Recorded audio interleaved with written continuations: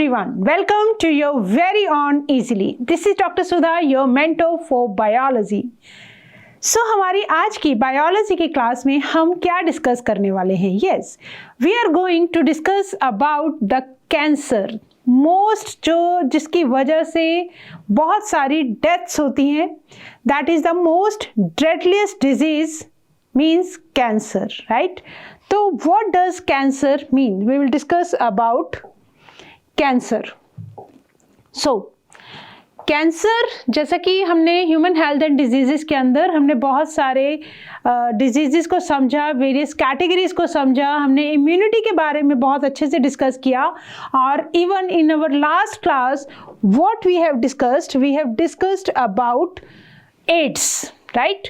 तो where you can see all these videos on Science Easily. So don't forget to subscribe to our channel Science Easily for the complete 11th, 12th as well as for NEET syllabus. पूरे syllabus के लिए आप हमें देख सकते हैं Science Easily channel पर. और अगर आप पिछली वीडियोस को किसी भी तरह से नहीं देख पाए हैं और आप चाहते हैं कि पूरा का पूरा सिलेबस हमें एक ही जगह पर प्रोवाइड करवा दिया जाए, तो उसके लिए आप हमारी प्लेलिस्ट पर जा सकते हैं जिसके ऊपर सब chapter wise videos are available, छोटे छोटे टॉपिक्स की फॉर्म में. लास्ट क्लास के अंदर हमने बेटा क्या डिस्कस किया था? We have discussed about autoimmunity क्या होती है. मतलब जब बॉडी के जो सेल्स हैं, इम्यून सिस्टम जो है वो सेल्स के अंदर और फॉरेन सेल्स के अंदर डिफ्रेंशिएट ना कर सके, ठीक है, तो वो अपने ही सेल्स को किल करने लग जाए, तो उस कंडीशन को हमने बोला था auto immunity. After that we have discussed about auto immune diseases क्या होती है, जैसे कि rheumatoid arthritis we have already discussed. Immune system जो बॉडी के अंदर हमने लास्ट क्लास के अंदर we have discussed about the organs, कौन कौन से इन्वॉल्व होते हैं, primary organ, secondary lymphoid organs के बारे में बात की. और देन हमने बोन मैरो और थाइमस के बारे में भी डिस्कशन किया एज प्राइमरी लिम्फॉइड ऑर्गन्स.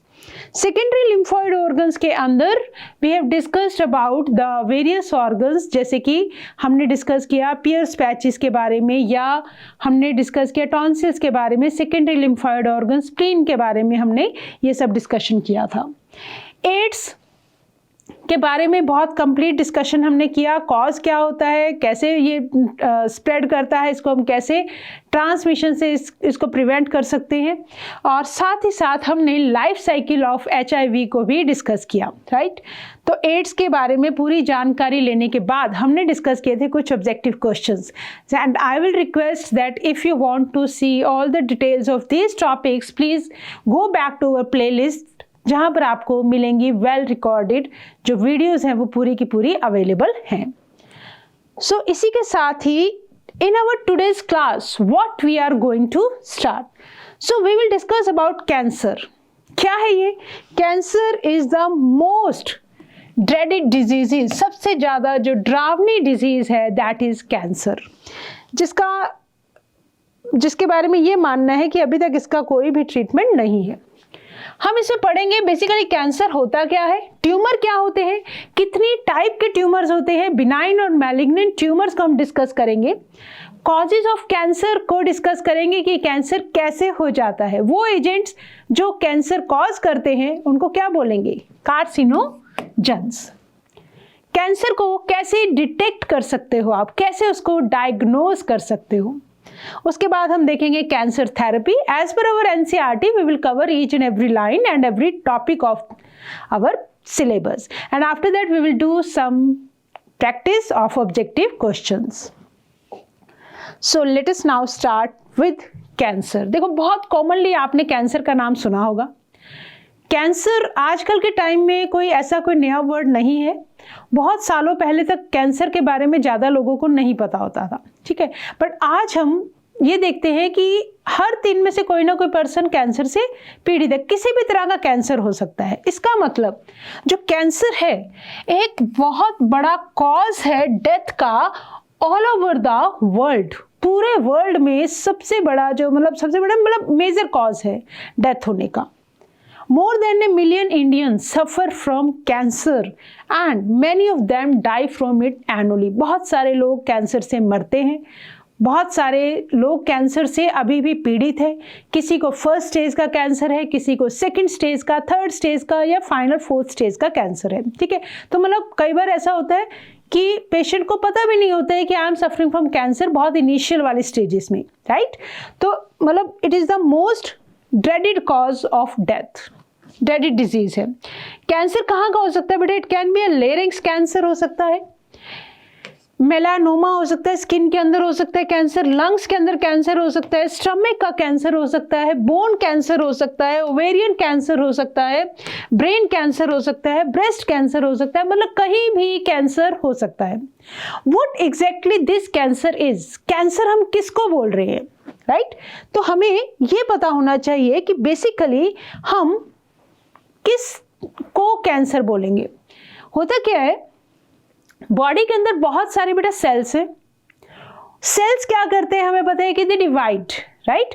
और कौन सी डिवीजन से उनका डिवाइड करते हैं वो, that is mitosis division. For example body के अंदर मान लो एक सेल है, हमें पता है कि एक सेल है, एक सेल से फिर 2 सेल्स बनेंगे, 2 सेल से फिर 4 सेल्स बनेंगे, ऐसे करते करते बहुत सारे जो डिवीजन है सेल्स का वो चलता रहता है, राइट? तो बॉडी के अंदर बहुत सारे रिपेयर मैकेनिज्म है, नए सेल्स बनते रहते हैं, पुराने खत्म होते रहते हैं, तो ये एक नॉर्मल सा प्रोसेस है। बट होता क्या है, वो mechanism that अंडरलाई the development of cancer और ऑन्कोजेनिक ट्रांसफॉर्मेशन ऑफ सेल्स, किस तरह से ये जो नॉर्मल सेल हैं ये कन्वर्ट हो जाते हैं ऑन्कोजेनिक सेल्स में। ऑन्कोजेनिक वर्ड मतलब कैंसर से related, wherever you will hear the word onco, onco का मतलब ही क्या है, कैंसर से रिलेटेड। वो डॉक्टर्स जो स्पेशलिस्ट होते हैं कैंसर को ट्रीट करने में, उनको बोला जाता है ऑन्कोलॉजिस्ट, राइट? तो कैंसर सेल किस तरह से डेवलप होते हैं या ऑन्कोजेनिक ट्रांसफॉर्मेशन ऑफ सेल और इसका ट्रीटमेंट, उसका कंट्रोल, ये बहुत सारे रिसर्च के एरियाज हैं। क्यों एक नॉर्मल सा सेल कैंसर सेल में कन्वर्ट हो गया, क्या ट्रीटमेंट है इसका, कैसे हम इसको कंट्रोल कर सकते हैं, इसके बारे में जितना भी मेडिकल वर्ड है पूरा का पूरा वर्ड इस रिसर्च में लगा हुआ है, राइट? तो आप ये देख सकते हो कैंसर बेसिकली है क्या। हमारी बॉडी में देखो क्या चलता है, सेल की ग्रोथ होती है, सेल का डिफरेंशिएशन होता है, नॉर्मल से प्रोसेस है। This are highly controlled and regulated, है ना। नॉर्मल सेल्स का काम है, they need to be divide करेंगे, ग्रो करेंगे और अपना अपना काम डिवाइड हो जाएगा, मतलब डिफरेंशिएशन करेंगे। और ये जो पूरा का पूरा प्रोसेस है इट इज हाईली कंट्रोल्ड और एक बहुत ही रेगुलेटेड मैनर में चलता है। क्यों ऐसा क्यों होता है और कैसे चलता है? देखो, नॉर्मल सेल्स के पास ना एक प्रॉपर्टी होती है जिसको बोलते हैं कांटेक्ट इनहिबिशन। जैसे ही सेल ने डिवाइड किया, जैसे ही सेल ग्रो किया, वो दूसरे सेल के कांटेक्ट में आते ही उसकी ग्रोथ रुक जाती है, राइट? तो इसको क्या बोलते हैं? This is known as contact inhibition, right? By which क्या होगा,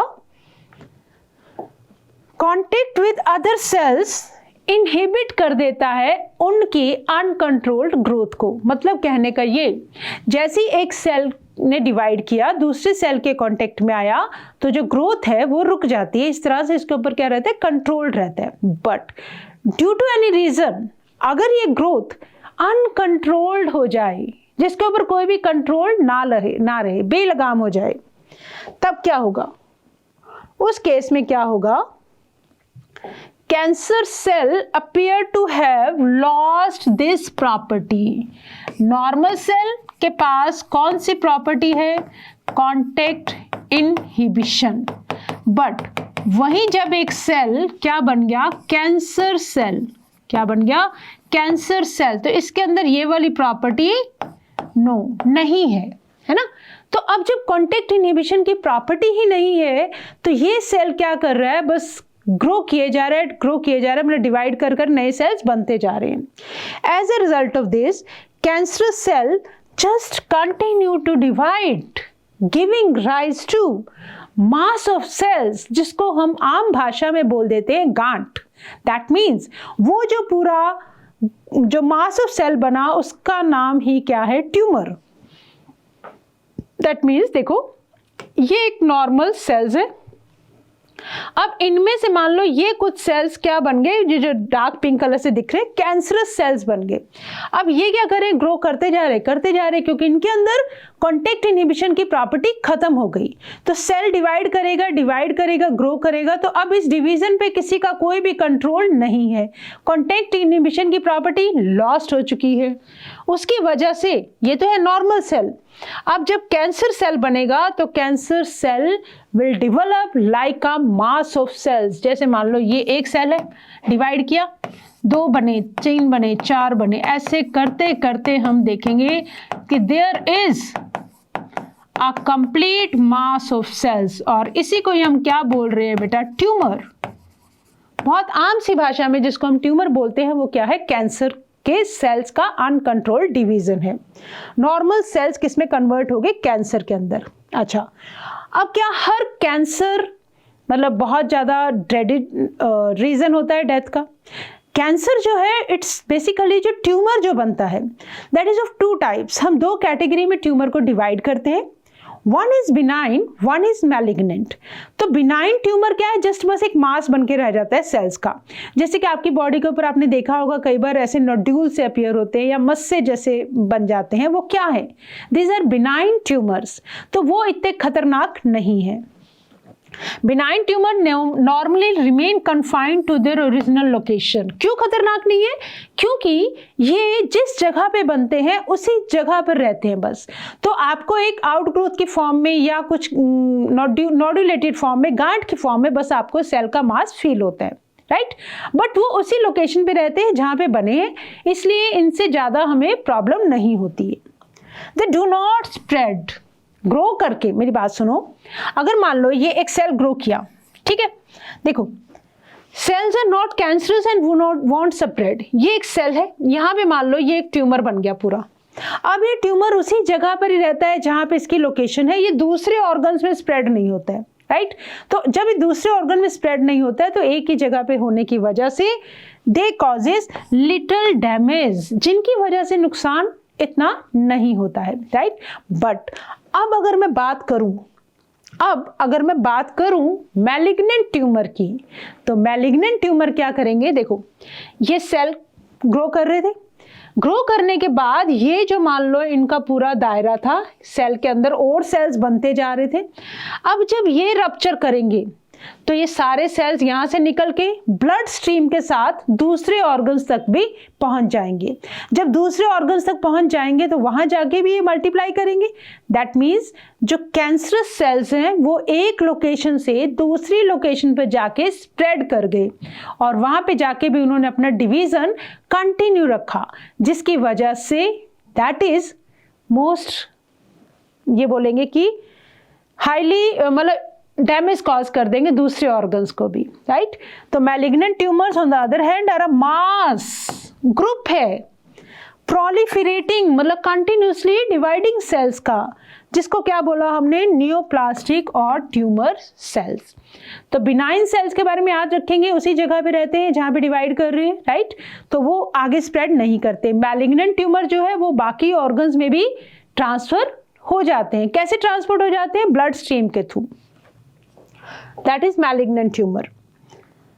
ओके, मैलिग्नेंट ट्यूमर की जो मतलब हम क्यों डरते हैं मैलिग्नेंट ट्यूमर के, बेटा उसकी जो सबसे ज्यादा डरने वाली प्रॉपर्टी है वो मेटास्टेसिस ही तो है। एक जगह पे बने और ब्लड स्ट्रीम के साथ दूसरे ऑर्गन्स में भी पहुंच गए, that is known as metastasis. क्या होता है मेटास्टेसिस, मैलिग्नेंट ट्यूमर के जो सेल्स हैं बहुत तेजी से बेटा ग्रो कर रहे हैं तो धीरे धीरे दूसरे ऑर्गन्स के अंदर भी इन्वेड करेंगे, मतलब हमला बोल देंगे और डैमेज कर देंगे सराउंडिंग नॉर्मल टिश्यूज को भी, जो नॉर्मल थे उनको भी नुकसान पहुंचा देंगे।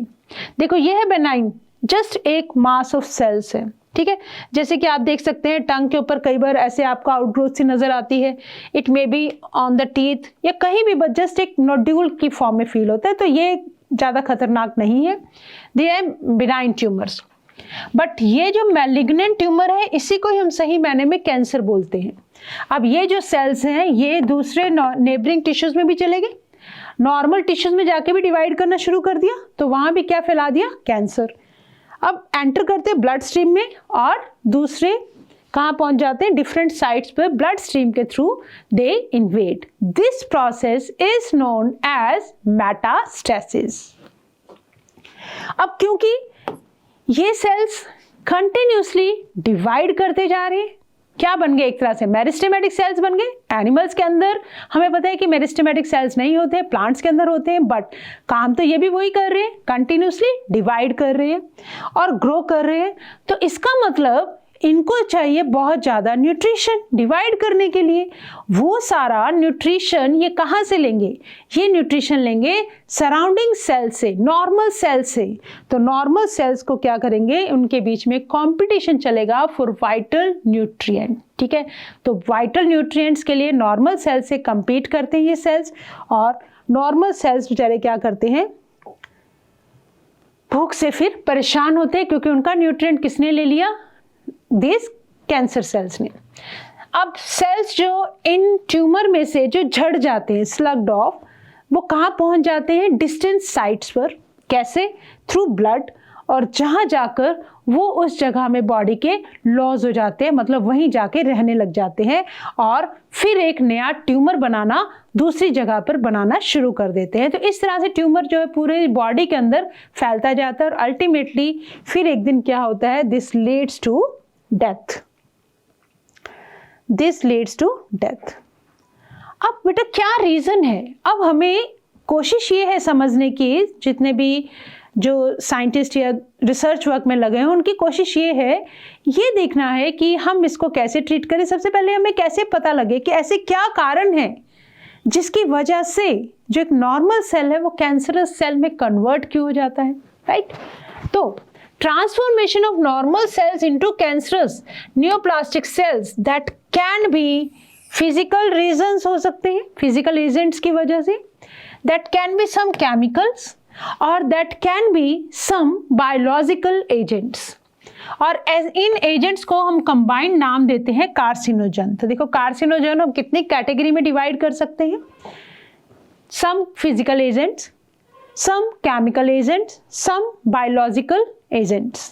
So let us discuss about physical agents. किसी भी रीजन से अगर सेल का डीएनए डैमेज हो जाए, सेल का डीएनए डैमेज हो जाए ड्यू टू एनी रीजन, कोई भी म्यूटेशन आ जाए रेडिएशंस की वजह से, एनीथिंग, राइट? तो मान लो रेडिएशन फॉल करी, एक नॉर्मल सेल था, इसका डीएनए क्या हो गया? डैमेज हो गया. और डीएनए डैमेज होने की वजह से अब इन नॉर्मल सेल्स के अंदर ये क्या बन गया बेटा? Cancer cell. अब ये कैंसर सेल डिवाइड करना शुरू कर देगा और क्या बना देगा? ट्यूमर. आयोनाइजिंग रेडिएशंस, क्या क्या कौन कौन सी रेडिएशंस हो सकती हैं? That can be x-ray, that can be gamma rays, और नॉन आयोनाइजिंग रेडिएशन जैसे कि अल्ट्रावायलेट रेडिएशंस, जो क्या कॉज करती हैं बेटा? डीएनए का डैमेज कॉज करती हैं. And that damage leads to neoplastic transformation, मतलब नॉर्मल सेल को किस में कन्वर्ट कर दिया जाता है? Through this radiation into cancer cells. ये हुए बेटा फिजिकल एजेंट्स. अब देखो केमिकल क्या हो सकते हैं? बहुत से लोग जो स्मोकिंग करते हैं, tobacco can cause lung cancer. Caffeine, nicotine, mustard gas etcetera, these are the major causes. कौन कौन से? टोबैको तो एक बहुत बड़ा कॉज है बेटा लंग कैंसर का. विनाइल क्लोराइड, ये क्या है? कुछ केमिकल्स हैं which can cause cancer. So we should be aware of these causes. And what are the biological agents? क्या हो सकते हैं? ऑन्कोजीन्स, कुछ ऐसी जीन्स होती हैं जो कैंसरस जीन है. इनके लिए हम वर्ड यूज करते हैं सी-ऑन्क और ऑन्कोजीन, सेलुलर ऑन्कोजीन. या कुछ ऑन्कोजेनिक वायरसेस भी कैंसर कॉज कर सकते हैं. सेलुलर ऑन्कोजीन्स और प्रोटो ऑन्कोजीन्स एटसेट्रा. जब सी ऑन्कोजीन नॉर्मल सेल्स के अंदर है, इनएक्टिव फॉर्म में है, अगर ये एक्टिवेट हो जाए, सी ऑन्कोजीन अगर एक्टिवेट हो जाए, तो सेल क्या बन जाएगा? ऑन्कोजेनिक, मतलब कैंसर सेल के अंदर कन्वर्ट हो जाएगा. जो कैंसर कॉजिंग वायरसेस हैं, इनको क्या बोलते हैं? ऑन्कोजेनिक वायरसेस, इनके पास ऐसी जीन्स होती हैं जो कैंसर कॉज करती हैं, उनको बोलते हैं वायरल ऑन्कोजीन्स। तो ये कौन से एजेंट्स हुए? These are biological agents. मतलब कुछ सेल्स के अंदर जीन्स ही ऐसी हैं, नॉर्मल सेल्स के अंदर इनएक्टिव फॉर्म में है, अगर वो एक्टिवेट हो जाए तो दैट कैन कॉज कैंसर। या कुछ ऐसे वायरल के पास कुछ ऑन्कोजेनिक जीन्स होती हैं, these are known as viral oncogenes. आगे देखो, कैसे डिटेक्ट करें हम कि जो एक सेल है वो that is a cancerous cell, how to detect, right? तो उसके लिए हमें क्या करना पड़ेगा, जितना जल्दी कैंसर को डिटेक्ट कर लिया जाएगा उतना जल्दी डिजीज को हम सक्सेसफुली ट्रीट कर पाएंगे। जैसे जैसे कैंसर की स्टेजेस बढ़ती जाएंगी, जितना डिले होता जाएगा कैंसर को ट्रीट करना मुश्किल होता जाएगा, राइट? तो cancer detection is based on biopsy. Biopsy क्या है बेटा? जो भी आपको लगता है कि इस जगह पे कैंसर हो सकता है, वहां से थोड़े सेल्स लेते हैं, छोटे छोटे सेल्स को उनको कट करते हैं, that is known as biopsy. और उनके जो टिश्यूज की स्टडी की जाती है, दैट इज हिस्टोपैथोलॉजिकल स्टडीज, मतलब उन सेल्स को स्टडी किया जाता है ऑफ द टिश्यू। और ब्लड और बोन मैरो टेस्ट भी किया जाता है for increase cell count in case of leukaemia. अगर ब्लड कैंसर का कोई पेशेंट है तो उसके अंदर जो सेल का काउंट अगर इंक्रीज करने लग जाए तो दैट मीन्स कहीं ना कहीं हमें बोन मैरो को टेस्ट करना है, हमें ब्लड को टेस्ट करना है। तो that is true early detection of the disease. या हम क्या कर सकते हैं, बायोप्सी। तो बेसिकली बायोप्सी है क्या? देखो, ये मान लो ये वाला एरिया लग रहा है कि सस्पेक्टेड है, यहां से हम थोड़ा सा कट करके, इस पार्ट को कट करके इसकी क्या करेंगे, स्टडी करेंगे, that is known as biopsy. दूसरा आप क्या कर सकते हो बेटा, कुछ ऐसी टेक्निक्स हैं जिनको बोलते हैं मॉलिक्यूलर बायोलॉजिकल टेक्निक्स, या मोनोक्लोनल एंटीबॉडीज की हेल्प से। दीज आर लैब के अंदर प्रिपेयर्ड एंटीबॉडीज होती हैं जिनको जो कैंसर सेल के साथ जाके अटैच हो जाती है, वहां से हम पता कर सकते हैं यूज ऑफ एंटीबॉडीज। या हम क्या कर सकते हैं, इमेजिंग टेक्निक से we can detect this cancer. तो सबसे पहले देखो, बायोप्सी में हमने क्या किया बेटा, एक थिन पीस लिया, किसका, सस्पेक्टेड टिश्यू का, जहां पे हमें लग रहा है कि यहाँ ये जो सेल है ये कैंसरस सेल हो सकता है। हमने उसको स्टेन किया और उसको एग्जामिन किया अंडर माइक्रोस्कोप, और इस स्टडी को बोलेंगे हिस्टोपैथोलॉजिकल स्टडीज। क्या किया हमने बायोप्सी में, thin piece of suspected tissue को अलग किया बॉडी से, स्टेन किया, माइक्रोस्कोप के नीचे देखेंगे, मींस हिस्टोपैथोलॉजिकल स्टडीज करेंगे। ल्यूकीमिया के केस में क्या करेंगे, हिस्टोपैथोलॉजिकल स्टडीज, और साथ ही हमने क्या डिस्कस किया, ब्लड और बोन मैरो टेस्ट करेंगे to see the cell count कहीं इंक्रीज ना हो गया हो। ठीक है, देखो यहाँ पे मान लो हमने इस एरिया मान लो है, या हम यहाँ से भी बोन मैरो का टेस्ट करने के लिए ले सकते हैं, कोर बायोप्सी जिसको बोलते हैं। आगे चलेंगे, या फिर हम क्या कर सकते हैं, हम रेडियोग्राफी टेक्निक, मतलब एक्सरेज की हेल्प से हम डिटेक्ट कर सकते हैं, कंप्यूटेड टोमोग्राफी की हेल्प से, ये कुछ टेक्निक्स के नाम हैं, right. MRI, magnetic resonance imaging कर सकते हैं पूरी बॉडी के अंदर हम एक तरह से। These are very useful in detecting cancers of the internal organs. X-ray आप समझते हैं, एक्सरे के अंदर अगर कहीं भी हमें थोड़ा सा सस्पेक्ट नजर आता है तो we can go for further steps. और एमआरआई के अंदर, दिस इज एमआरआई मशीन जिसके अंदर हम पूरी बॉडी का क्या कर सकते हैं, स्कैन कर सकते हैं टू डिटेक्ट कैंसर। ये कुछ थोड़ी सी सेफ साइड की टेक्निक्स होती हैं। What is computed tomography? Uses x-ray. ये बेसिकली एक्सरे को जनरेट करना है। कौन से एक्सरे? 3 डायमेंशनल इमेज लेंगे हम उस ऑब्जेक्ट की, इंटरनल ऑब्जेक्ट्स की, to see whether there is a cancer और नॉट, लाइक दिस, राइट। या हम क्या करेंगे, एमआरआई। एमआरआई के अंदर क्या होता है, बहुत स्ट्रॉन्ग मैग्नेटिक रेज को यूज किया जाता है और नॉन आयोनाइजिंग रेडिएशंस को, टू एक्यूरेटली डिटेक्ट कि एक लिविंग जो पर्सन है, जो पेशेंट है, उसके अंदर क्या क्या पैथोलॉजिकल और फिजियोलॉजिकल चेंजेस आ रहे हैं, that can be detected by MRI. Antibodies में हमने क्या देखा कि मोनोक्लोनल एंटीबॉडीज को हम यूज करते हैं। Monoclonal antibodies are prepared in the lab. ये प्रोटीन है ऑन द सेल, और मोनोक्लोनल एंटीबॉडीज जाके जो कैंसरस सेल की प्रोटीन के साथ इस तरह से इंटरलॉक हो जाएंगी and we can detect the cancerous cells against cancer specific antigens, right. तो this is the process that is not in our syllabus, so we will just remember the names of those techniques. हमने क्या क्या discuss किया? X ray से कर सकते हैं, computer tomography से कर सकते हैं, एमआरआई से कर सकते हैं, और बायोप्सी स्टार्टिंग अगर कोई सस्पेक्टेड टिश्यू है, या ल्यूकीमिया के केस में ब्लड या बोन मैरो टेस्ट भी किया जा सकता है। ओके, अब हम देखेंगे ट्यूमर सेल्स ट्रीटमेंट क्या है। अब आपको पता लग गया कि इस जगह पे ट्यूमर है बॉडी में, तो सबसे पहले कोशिश होगी बेटा उस ट्यूमर को हटाने की, that is removal of tumour. तो इनको पहले इरेडिएट करते हैं, रेडियोथेरेपी, मतलब 2 ट्रीटमेंट चलते हैं, पहले रेडियोथेरेपी दी जाएगी, फिर कीमोथेरेपी दी जाएगी, या तो पूरा का पूरा ट्यूमर हटा देंगे और उसके बाद क्या किया जाएगा, या फिर ट्यूमर सेल्स को रेडिएशन से किल किया जाएगा विदाउट डैमेजिंग। कोशिश ये रहती है कि सराउंडिंग टिश्यूज को कोई भी इफेक्ट ना हो, राइट। तो रेडिएशन बीम जो है that is directed to the tumour. Radiation, ये ट्यूमर है और जो रेडिएशन बीम है these are directed to the tumour, ये है रेडिएशन की डोज। और कोशिश ये रहती है कि जो सराउंडिंग सेल्स हैं उनके ऊपर इन रेडिएशंस का असर ना हो, या फिर सिंपली क्या करते हैं, ट्यूमर को रिमूव कर दिया जाता है, जैसे कि ब्रेस्ट कैंसर के केस में। अब radiotherapy is usually followed by chemotherapy. Radiotherapy देने के बाद पेशेंट को क्या दिया जाता है, कीमोथेरेपी, जिसके अंदर हम कीमोथेराप्यूटिक ड्रग्स को यूज करते हैं, राइट। और इन ड्रग्स के बहुत सारे साइड इफेक्ट्स भी होते हैं, जैसा कि आप देख सकते हो।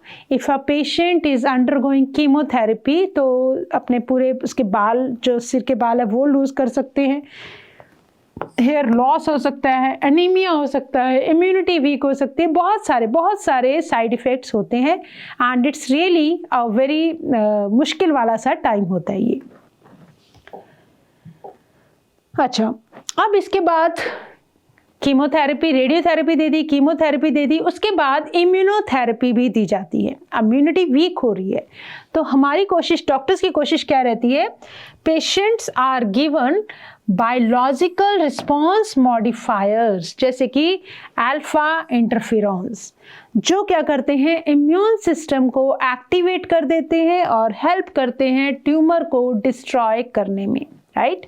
तो बेसिकली पर्पस क्या इम्यूनोथेरेपी का, कि उसकी जो इम्यूनिटी है अगर हम उसको स्ट्रांग कर दें तो बॉडी अपने आप कोशिश करेगी ट्यूमर को डिस्ट्रॉय करने की। Immunotherapy unleashes the patient on immune system, ठीक है, that kills selectively cancerous cells को। और हम क्या कर सकते हैं, सर्जरी। सर्जरी का जैसे कि मैंने आपको बताया, removal of tumour bye surgical methods. Thyroid में कर सकते हैं, स्टमक में, कोलन में, सर्जिकल ट्रीटमेंट है ये। सॉफ्ट टिश्यू कैंसर्स हो गया, ब्रेस्ट कैंसर हो गया, चेस्ट में जो कैंसर है, their tumour can be removed by surgery. So ये थी बेटा कैंसर के बारे में, कैंसर क्या होता है, कैसे हम, रीजन उसके क्या है कैंसर के, कैसे हम डायग्नोज कर सकते हैं, क्या हम ट्रीटमेंट दे सकते हैं, एवरीथिंग वी हैव डिस्कस्ड। तो let us answer some question to see our understanding. Which one of the following technique is safe for detection of cancers? Cancer को डिटेक्ट करने के लिए कौन सी टेक्निक सबसे ज़्यादा लगता है कि सेफ होगी? रेडियोग्राफी का भी नुकसान है क्योंकि रेडिएशंस है। कंप्यूटर टोमोग्राफी, हिस्टोपैथोलॉजिकल स्टडी में कट करना पड़ता है। ऐसा माना जाता है कि जो मैग्नेटिक रेजोनेंस इमेजिंग जो है, पूरी बॉडी के जो मैग्नेटिक रेज के थ्रू हम पूरी बॉडी को स्कैन कर सकते हैं, that is considered to be safe for detecting cancer. In the case of dash, a piece of suspected tissue is cut into thin sections, फिर उसको स्टेन करेंगे फिर एग्जामिन करेंगे अंडर द माइक्रोस्कोप, जिसको हमने बोला फॉर हिस्टोपैथोलॉजिकल स्टडीज। ये कौन सा प्रोसेस था? This process as we discussed was biopsy. तो हमारा ऑप्शन हो गया है B. Okay, after that cancer cells they actively divide and grow due to, क्यों एक्टिवली डिवाइड करते हैं, ग्रो करते हैं? बिकॉज कंपीट करते हैं किसके लिए? वाइटल न्यूट्रिएंट्स के लिए विद नॉर्मल सेल्स के साथ। तो ऑप्शन हमारा यहाँ हो जाएगा ए। स्पेस के लिए नहीं, स्पोर्ट के लिए नहीं, फूड मटेरियल के लिए नहीं। Okay, what is metastasis? Metastasis क्या होता है? Normal equilibrium condition, no. Morphological changes from larva to adult, no. Generation of new tumours in different sites of the body, yes. This is दूसरे body parts के अंदर भी अगर tumour बन जाए ड्यू टू ब्लड स्ट्रीम के through, जो cancerous cells हैं वो माइग्रेट कर जाते हैं अदर साइट्स पर। देन द कैंसरस सेल्स जिनके पास एबिलिटी होती है to proliferate and cause cancer in new location of the body, उनको हमने क्या नाम दिया? उनके लिए हमने पढ़ा था नाम malignant tumour, that is malignant tumor. Okay, so in today's class we have covered with the topic of cancer, causes क्या क्या होते हैं, 2 टाइप्स के हमने ट्यूमर डिस्कस किए, cancer detection diagnosis, cancer therapy के साथ साथ कुछ हमने ऑब्जेक्टिव क्वेश्चंस को भी डिस्कस किया। हमारी नेक्स्ट क्लास के अंदर अब हम कौन सा टॉपिक डिस्कस करेंगे? That is we will discuss about drug and alcohol abuse के बारे में बात करेंगे। With this, thank you for watching. Don't forget to subscribe to science easily, and one thing you have to remember always, that learn with a smile. So it's a time to say thank you.